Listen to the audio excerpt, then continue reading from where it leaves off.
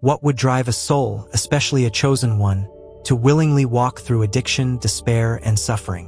Why would someone destined for greatness, light, and spiritual awakening begin their earthly journey in the shadows of self-destruction? This is not a rhetorical question, it is a doorway. Because if you've ever looked at your life, or the life of someone you love, and thought, why this pain? Why this struggle? Why this path? Then you are already standing at the threshold of a deeper truth. Addiction is often seen by the world as failure, as weakness, brokenness, or moral collapse. But what if I told you that addiction, in its truest spiritual form, is not a mistake, but a divine decision?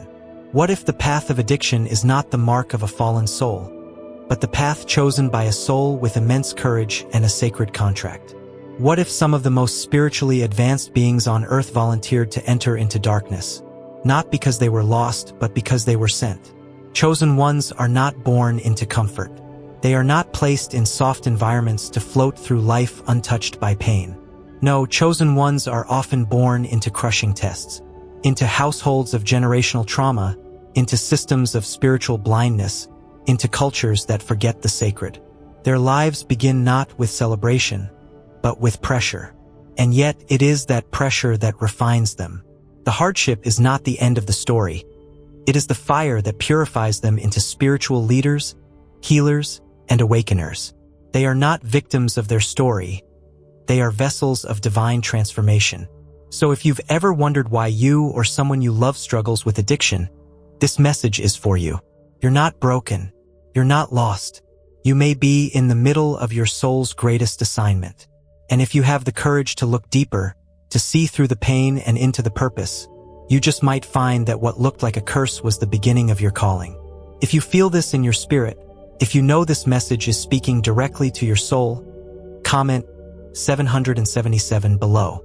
Let it be your confirmation, your agreement, your spiritual signal that you hear the call and you're ready to rise.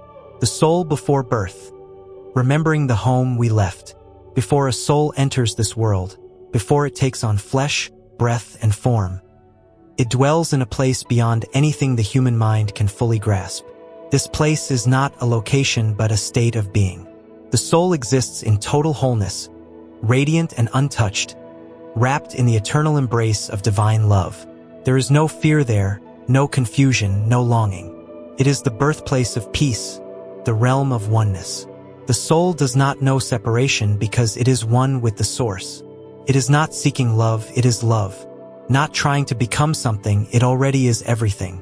Imagine being submerged in the purest light, where you are not a separate being trying to connect to God, but where you and God are one breath, one awareness, one presence.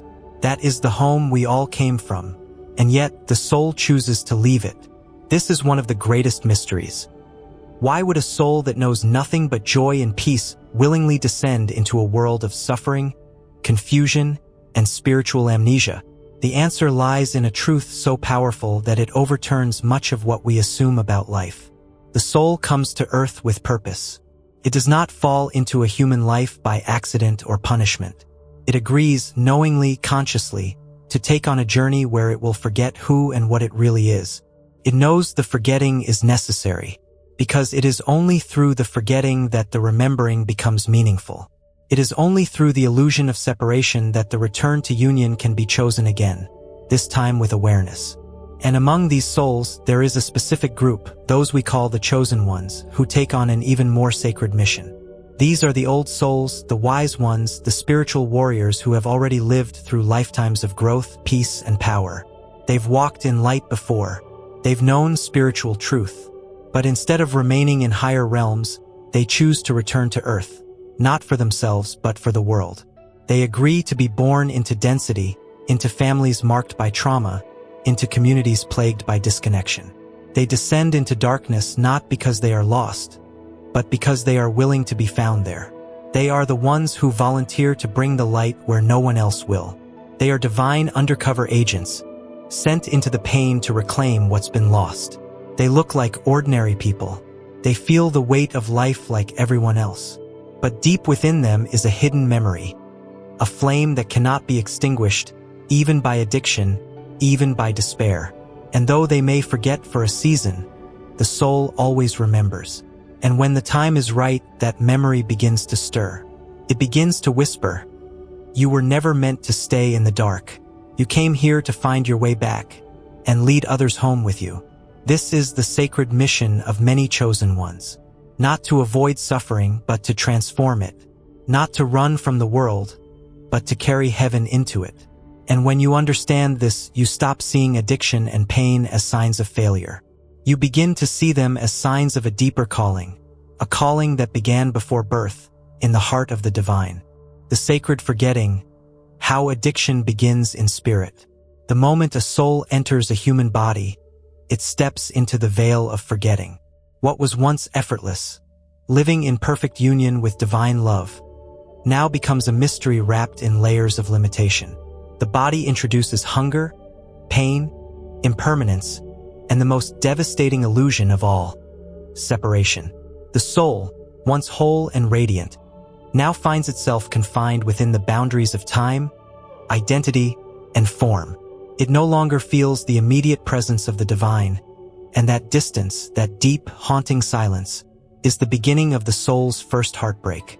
For some souls, this forgetting is manageable. But for others, for the sensitive, the old, the chosen, it is almost unbearable.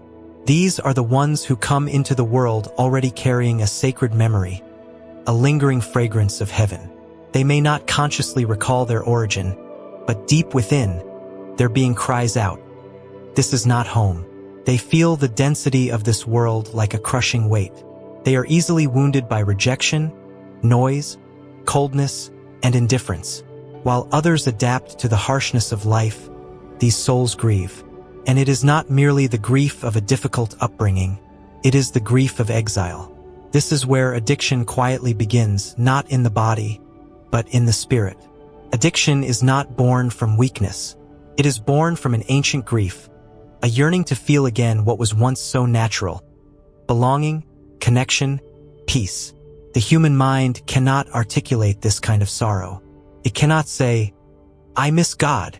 It cannot say, "I long for the eternal light." So instead, it interprets the ache as restlessness, anxiety, depression, emptiness. And the person, not knowing what they truly need, begins to search outside of themselves for relief. Not understanding that the hunger is spiritual, they feed it with physical substitutes, substances, behaviors, distractions. But the chosen feel it deeper. They carry the ache of heaven in a world that often feels like hell. They are the ones who walk through life with a silent ache they cannot explain. Their hearts are heavy, not just with their own sorrow, but with the pain of the world. And because their soul's memory is strong, the loss feels more devastating. They're not running from reality, they're running toward the divine. They just don't know it yet. This ache, this unbearable longing, is not a defect. It is a spiritual signal. It is the soul remembering. It is the soul crying out to be reunited with its source. And even in the confusion, even in the addictive behavior, the deeper truth remains. The soul has not been abandoned. It is on a journey of return.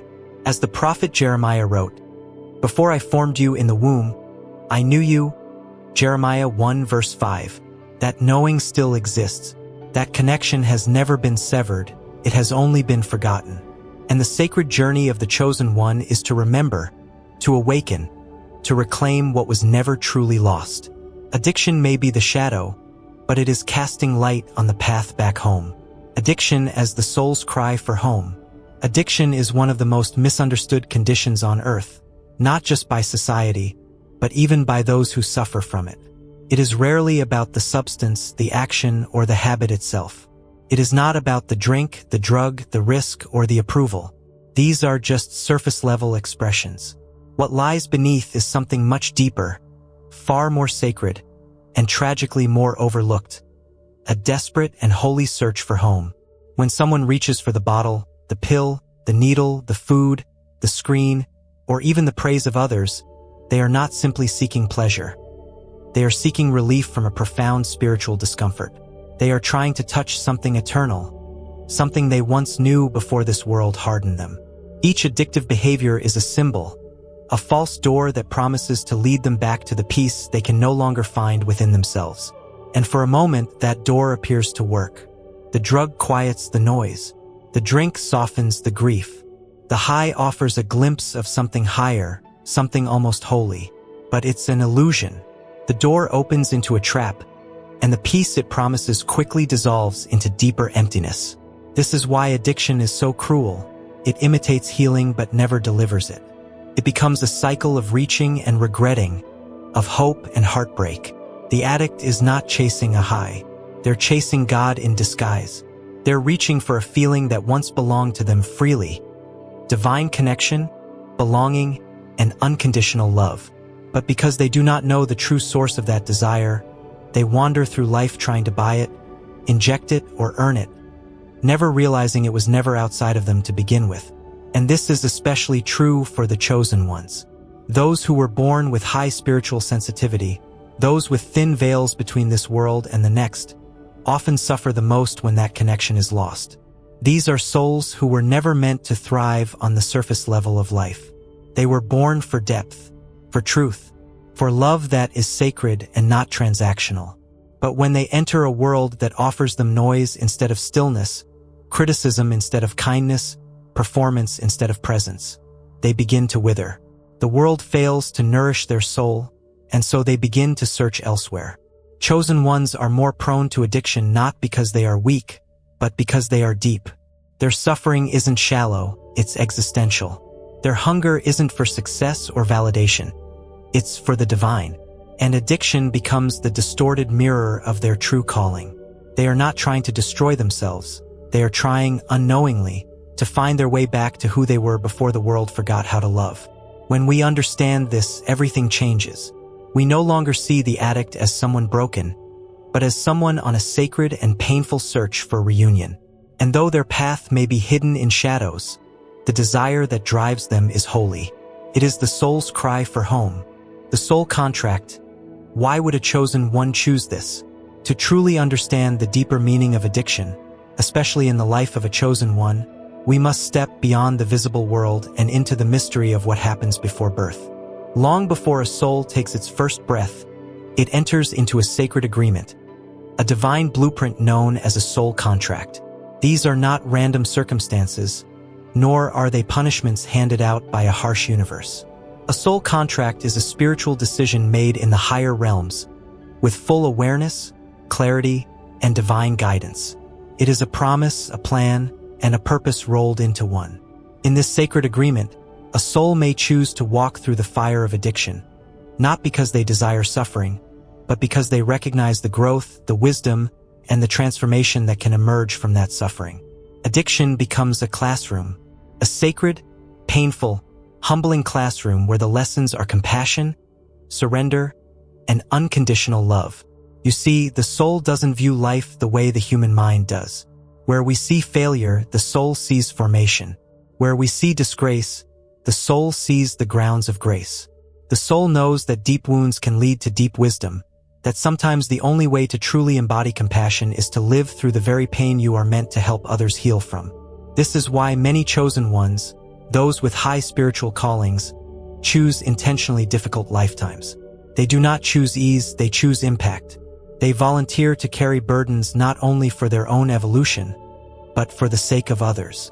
These are the cycle breakers, the pain bearers, the ones born into generations of trauma who say, "It stops with me."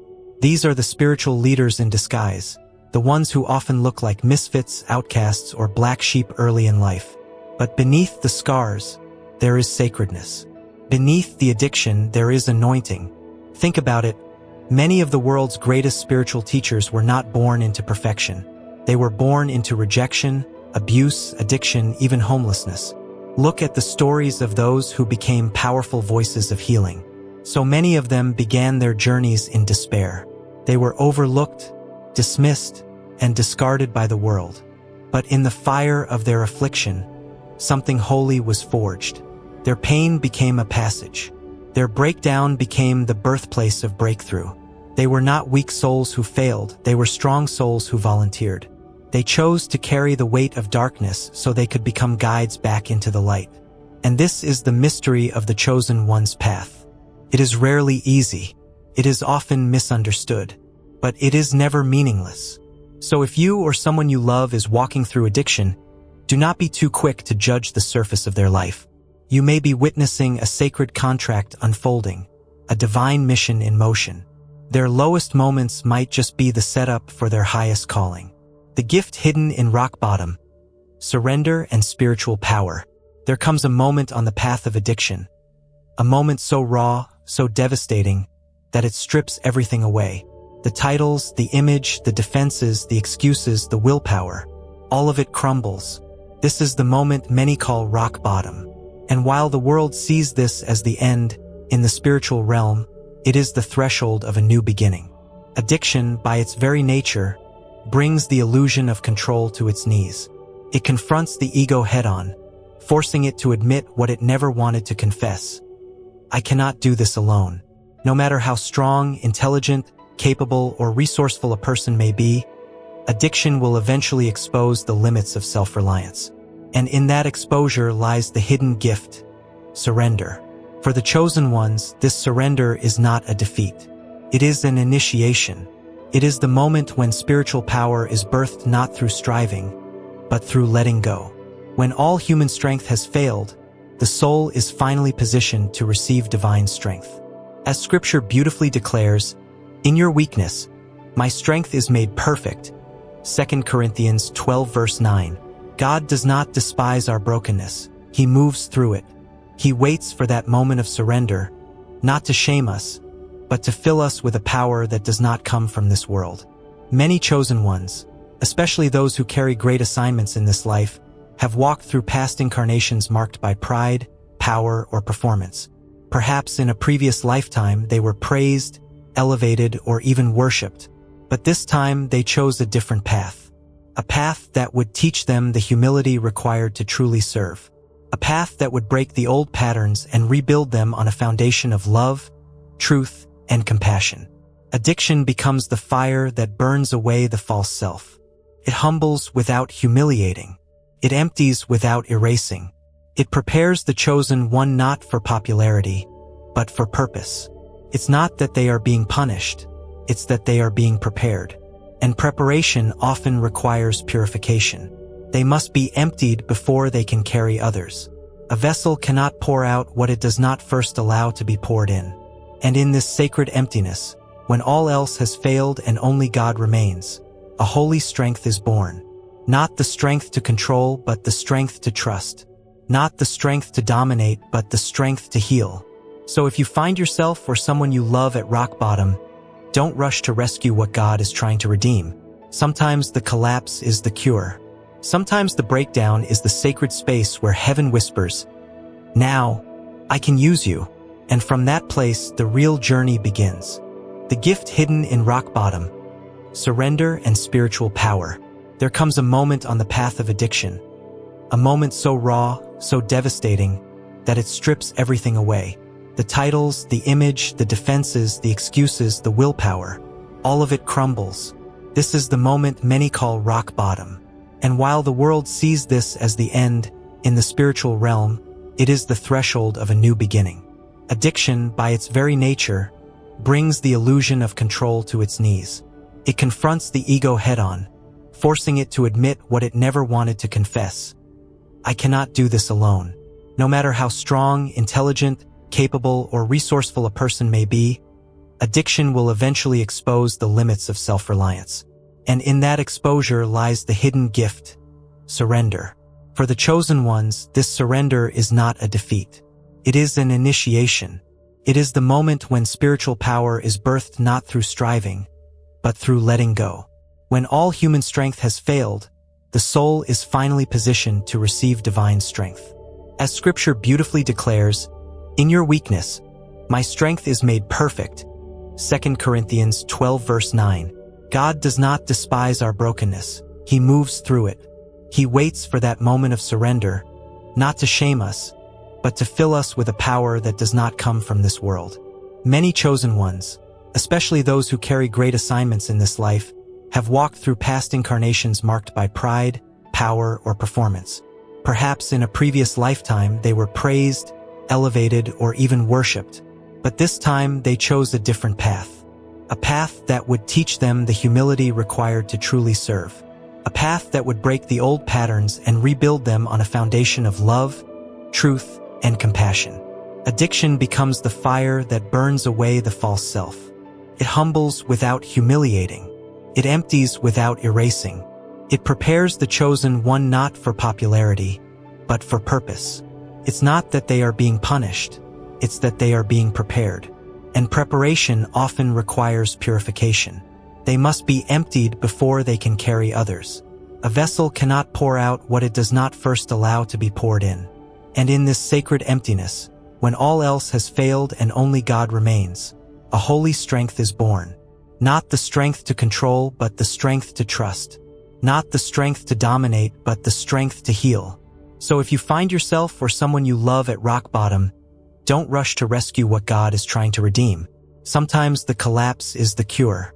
Sometimes the breakdown is the sacred space where heaven whispers, "Now, I can use you." And from that place, the real journey begins. The collective calling, healing the world through one life.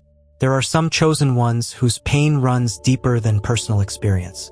When you look at their lives, you see suffering that seems too heavy, too complex, and too ancient to be just their own. That's because it isn't. These are the souls who have been sent to carry not only their own burdens, but the unresolved pain of generations before them. They are born into families with cycles of trauma, silence, addiction, abandonment, and emotional coldness. Not by accident, but by assignment. These are the cycle breakers, the divine disruptors, the ones anointed to confront what everyone else in their bloodline tried to avoid. Some chosen ones don't just carry personal pain, they carry generational, ancestral, and societal wounds. They walk into a story that's already been in motion for decades, even centuries. And though it may seem unfair, the truth is that they are equipped for this level of spiritual work. They are not here to repeat the patterns, they are here to alchemize them, to take what was poisonous and turn it into power, to take what was shameful and transform it into sacred wisdom. They are spiritual first responders sent to places of devastation, not to escape, but to rebuild. It's important to understand that your addiction may not have started with you, but healing can start through you. You may be carrying the grief of a mother who never learned to cry, the anger of a father who never found his voice, the silence of ancestors who endured unspeakable things. And while that weight is real, so is your capacity to change the story. When a chosen one begins to awaken, when they start choosing healing over hiding, love over fear, surrender over shame, it sends shockwaves through the spiritual realm. Their decision becomes a spiritual intervention in their lineage. This is not just emotional work. This is holy work. As the prophet Isaiah declared, "He has sent me to bind up the brokenhearted, to proclaim freedom for the captives." Isaiah 61 verse 1. That is the calling of the chosen one who faces addiction and chooses healing. Their life becomes a living testimony, a message to their family, their community, even to strangers. Freedom is possible. Healing is real. You don't have to carry this pain alone. When one soul rises, many rise with them. That's the power of the chosen ones. They do not just heal for themselves, they heal for generations. They stand in the middle of the battlefield with scars on their body and love in their heart, declaring, "It ends with me, and it begins again differently with me." Free will, human choice, and the power to return. While it's true that many chosen ones enter this life with a sacred contract, a soul-level agreement to walk through difficulty for the sake of spiritual growth and collective healing, that contract is not a prison. It's not a script with every scene already written. Even the most divinely guided path leaves room for what makes human life sacred. Free will. The soul may choose the possibility of addiction, the conditions that make it likely, the family, the trauma, the disconnection, but how we respond to that pain is never forced. At every step, we are invited to pause, to reflect, to choose differently. Healing does not come in one grand moment. It begins in the smallest, most courageous decisions. The choice to sit with your pain rather than numb it. The choice to ask the deeper questions. Why do I feel this way? What is this really about? What am I actually longing for? The choice to try again, to reach out, to let love in little by little. Every time you choose to face your pain instead of fleeing it, you're reclaiming your power. Every moment you choose to be honest instead of hiding, gentle instead of harsh, still instead of frantic, you are stepping closer to your true self. Each choice toward healing is a spiritual victory. It doesn't matter how small it seems. Heaven sees it, your soul feels it, and every act of return strengthens the light inside you. You are not disqualified by your addiction. You are being called through it. The path you've walked doesn't cancel your calling. It refines it, prepares you. God doesn't only call the clean, the polished, or the perfect. He calls the broken-hearted, the weary, the desperate, and He transforms them into vessels of grace, into bridges of hope, into living reminders that no one is ever too far gone to come home. So no matter how far you feel you've fallen, you are never outside the reach of redemption. Every breath is another opportunity to choose again, to say yes to healing, yes to love, yes to the sacred return to who you were always meant to be, the great return of the chosen ones. No soul is ever truly lost. No matter how far someone has wandered, no matter how long they've been buried under addiction, shame, or despair, the journey is never wasted. Even the darkest paths are part of a greater return to the light. The story of the chosen one is never defined by the chapter of struggle. It is defined by the sacred comeback, the rising, the remembering. The beauty of this life is that the soul is always being drawn back home, even through the detours, even through the pain. You see, home was never outside of you. It was never in the substance, the success, the validation, or the escape. It was always within. It was the presence of God, buried beneath the noise. It was your true self, waiting patiently behind every wound and every question. And when you finally begin to remember who you are, when you start to turn inward instead of outward, something sacred begins to unfold, the return. This is the moment of reflection, the sacred pause where your spirit is invited to speak. Ask yourself honestly, have you been running from pain or walking toward healing? Are you still searching for peace outside of yourself? Or are you willing to return to the place where it always lived, within your soul? Could it be that your greatest wound holds your highest calling? Could the very thing you've tried to hide, fix, or escape be the doorway to your divine assignment? You were chosen for this journey, not because you were flawless, but because you were willing to carry what others couldn't. Willing to walk through fire so you could come out carrying the flame. Willing to hurt deeply so you could love deeply. You were never forsaken, you were being formed. And you will not walk this road alone. Heaven walks with you, angels surround you, and others who are waking up just like you are waiting for your light. You are returning, and your return will be a light to many, a lighthouse in the storm, a reminder that the soul can fall and still rise. That addiction doesn't disqualify destiny, that grace can find us even in our darkest night. If this message speaks to your soul, if you feel the pull, the whisper, the invitation, drop a comment below and write, "I'm coming home." Let it be more than words. Let it be your declaration, your turning point, your first step toward remembering who you really are. You are chosen, you are called, and your return is sacred.